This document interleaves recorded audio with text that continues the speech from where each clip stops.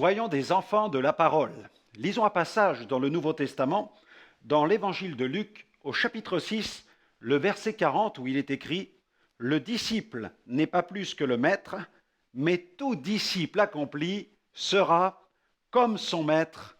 Amen. » Gloire au Seigneur. Quand Jésus règne dans le cœur d'un enfant de Dieu, le Saint-Esprit a le champ libre pour façonner son caractère. Jour après jour, le caractère de Christ se forme dans la vie du croyant qui ressemble de plus en plus à son maître.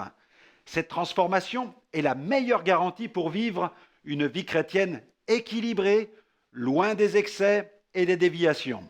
Ainsi, pour éviter les pièges et ne pas succomber aux multiples tentations, il nous faut laisser Jésus occuper la première place dans notre cœur.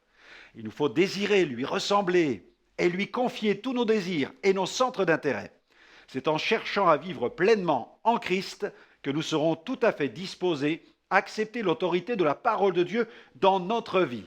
Nous l'accepterons comme étant la vraie parole.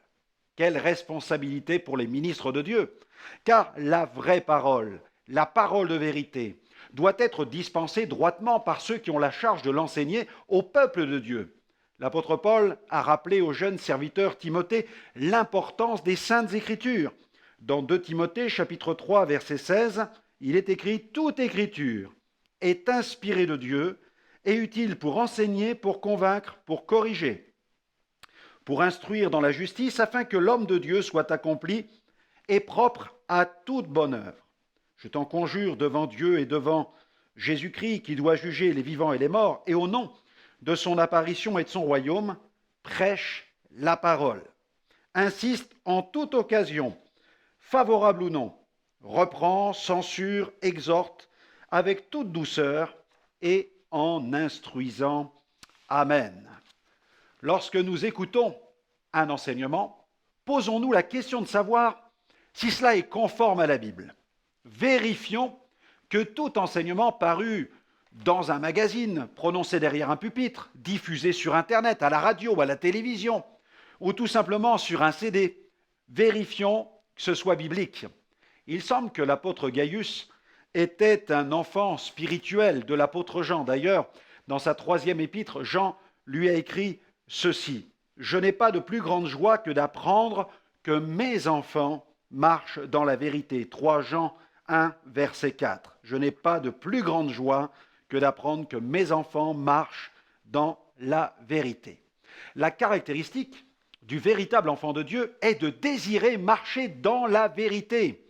Il est donc important de confronter tout ce que nous entendons à la parole de Dieu et de vérifier si ce qui est enseigné est conforme aux saintes Écritures, car une doctrine étayée par quelques versets pris ça et là dans la Bible n'est jamais un gage de vérité.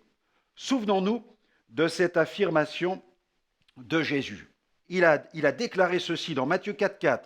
« L'homme ne vivra pas de pain seulement, mais de toute parole qui sort de la bouche de Dieu. » Soyons des chrétiens de la parole et non des enfants flottants emportés à tout vent de doctrine. Ne nous montrons pas friands des dernières nouveautés en matière de doctrine ou d'expérience. Ne courons pas ventre à terre dans les dernières conférences à sensation. Nous ne devons pas ignorer que certains hommes n'ont aucun scrupule à user de tromperie pour détourner de la vérité les chrétiens mal affermis.